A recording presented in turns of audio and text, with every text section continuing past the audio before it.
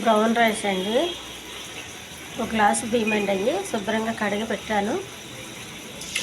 2 గ్లాసులు నీళ్ళు పోస్తానండి.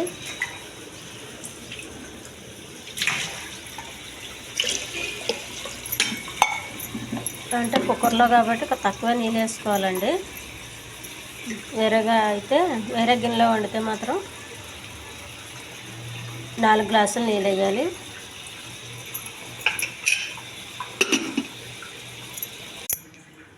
స్టవ్ వెలిగించి పెట్టానండి. ఒక 7-8 విజిల్స్ రావాలండి, అప్పుడే బాగా ఉడుకుతుంది.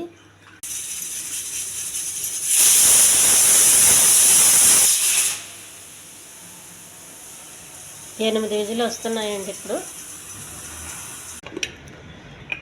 అన్నం రెడీ అయిందండి.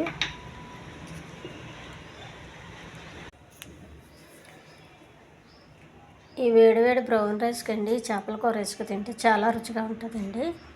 ఈ వంకాయ కలుపుకు తింటే ఇంకా రుచిగా ఉంటుందండి. ఈ ఛానల్ నచ్చితే సబ్స్క్రైబ్ చేయండి, షేర్ చేయండి, లైక్ చేయండి.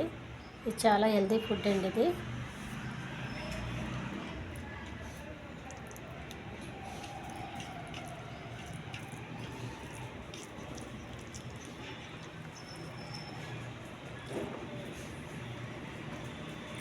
చాలా రుచిగా ఉందండి. బ్రౌన్ రైస్ చల్లగా ఉన్నప్పుడు కాకుండా వేడిగా తింటే ఇంకా బాగుంటుందండి.